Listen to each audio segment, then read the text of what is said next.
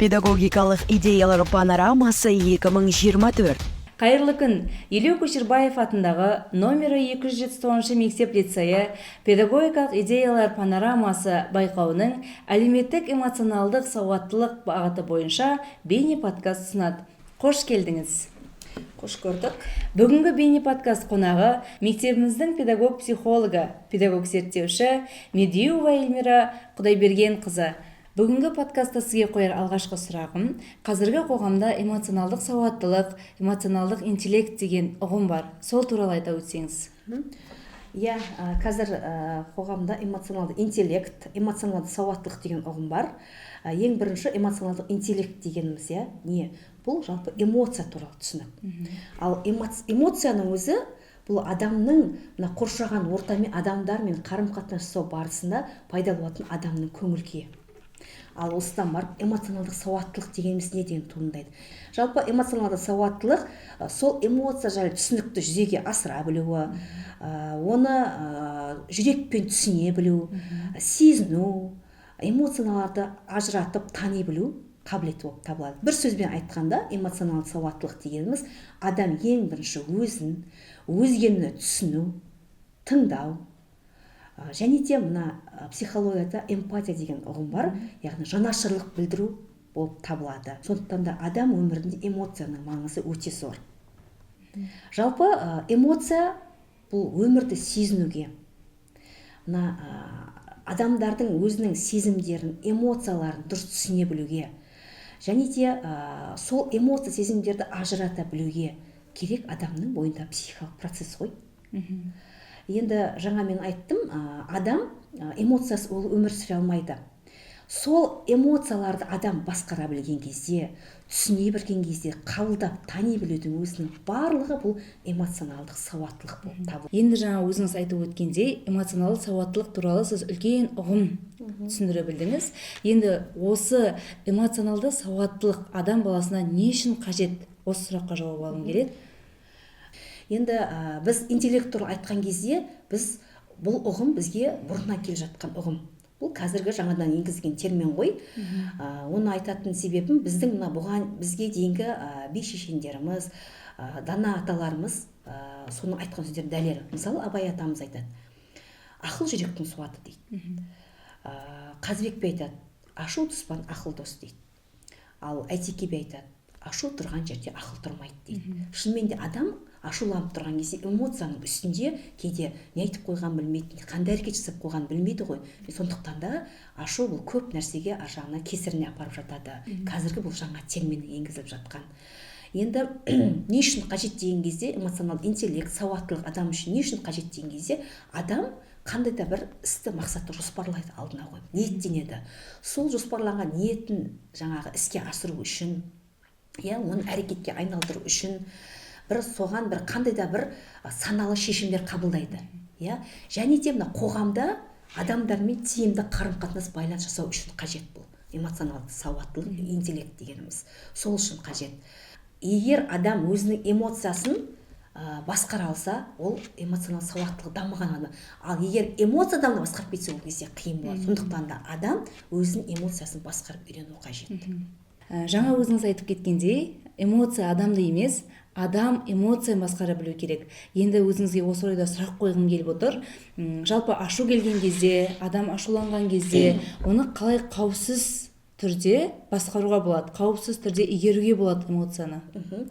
Әрине, жалпы эмоция жағынан сауатты болған адам, егер ашуланып тұрса, бірінші мен неге ашуланып тұрмын, неге ренжіп тұрмын деп өзіне сұрақ қояды. Өзінің жүрек түкпіріне үңіліп, оның себебін іздейді, анықтайды. Сонда адам анықтаған кезде оның өзінің жан дүниесін қалыпқа келтіре алады. Түсіндіретін болса, себебін білетін болса, онда адамда эмпатия, жанашырлық сезім пайда болады. Эмоция келеді ғой, ашуланады бір кезде, бір сәт болады. Сол кезде кішкене үзіліс алу керек. Неге? Себебі адамның денесінде, жан дүниесінде адам не болып жатыр? Мен неге ренжіп жатырмын? Не себеп болды деп? Өзінің ішкі үніне, даусына ойланып мән беру керек. Сонда біз мына өзіміздегі кейде эмоция мен сезімге рұқсат бермейміз, оның шығуына іште сақтап қаламыз ғой. Сол үшін де адам мына өзінің сезімін, эмоциясын шығаруға рұқсат беру керек. Эмоция, сезім біз үшін қалыпты жағдай, ол норма біз үшін. Сонда біз оны сауатты түрде шығара білуіміз қажет та. Соны түсіну керек адам. Сонда айтады ғой, ашуланған адам қуана да алмайды дейді. Шынымен де. Сондықтан да біз ашуға да қуанышқа да жол беруіміз керек. Сонда екеуін, ашу қуанышты да біз тепе-теңдеп баланста ұстап отыруымыз қажет қой. Сонда сол кезде адам өзінің эмоционалдық сауаттылығын реттей алады да. Адам өзінің эмоциясын қалай қауіпсіз шығару керек? Жалпы адам ашуланғанда, эмоцияға берілгенде сезімге терең демалу керек бірінші. Яғни бұны арнайы психологияда жаттығулар бар, тыныс алу жаттығулары бар. Тыныс алу, яғни мұрнымызбен терең дем алып, тыныстанып, 15-20 минут ұстап тұру керек. Содан кейін жаймен ауызбен демді шығару керек, жай ғана. Сонда неге терең дем алады деген сұрақ болады. Сонда біз терең дем алған кезде біздің ми бөліктеріміз дем алады екен. Сонда ми бөліктер дем алған кезде біздің нейрондарымыз жұмыс жасап, біз сол кезде өзімізді түсіне аламыз. Неге мен ренжідім, неге эмоцияға берілдім деп. Және де бір сондай кезде, демалған кезде ми қандай да бір шешім қабылдай алады екенбіз. Сонда біз автоматты түрде, яғни бейсаналы түрде дейді да, біздің эмоциямыз жауап береді. Сонымен сондай қабілетке ие ми. Жаңа біз подкаст барысында осы эмоционалды сауаттылық туралы үлкен бір ұғым, түсінік алдық десек те болады. Енді осы сізге келесі қояр сұрағым, жалпы адам осы эмоционалды сауаттылықты қалай арттыру керек? Енді ең бірінші қалай арттыру керек, оны дамыту керек, адам үшін пайдалы. Ең бірінші адамның өзін-өзін тануы ғой. Ол өзін-өзін танығанда, өзінің жаңа айтып өткенде эмоциясын түсіне ала ма, эмоциясын танып тұр ма, сол өзінің мінез құлқына қалай әсер етіп тұр, соны түсіну керек бірінші адам. Екіншісі, адам сол эмоцияларды, сезімдерді өзін-өзі басқара ала ма, өзіндегі эмоциясын реттей ала ма, қолына ала ма реттеп. Осының барлығын, және де қажетсіз эмоциялар болады, соның барлығын жаңа деңгейге өзгерте ала ма оның орнын. Немесе стресс болған жерде, күйзеліс болған кезде содан шығу мүмкіндігін басқара алу қажет та. Ал үшіншісі, жаңа айттым, эмпатия, яғни жанашырлық деңгейі. Бұл жерде адам басқа адамдардың эмоция, сезімін танып, ажыратып, оны өзінде болып жатқандай күйде кешу керек. Сол адамның күйіне ену керек та, жанашырлық білдіру деген. Төртіншісі мотивация. Бұл не үшін? Яғни адам қандай да бір жетістікке жету үшін бір қолайлы, позитивті, жағымды бір эмоционалды күйлерге ену керек. Сол кезде ол өзінің ерік күш жігерді дамиды да. Мотивациялық деңгей сол үшін қажет. Және соңғысы, бесіншісі, әлеуметтік немесе қарым-қатынастағылар деген бар. Бұл не үшін? Жалпы адам басқа адамдармен, қоғамда біз адам жұмыс жасаймыз ғой, позитивті, жағымды қарым-қатынас орната білу қажет.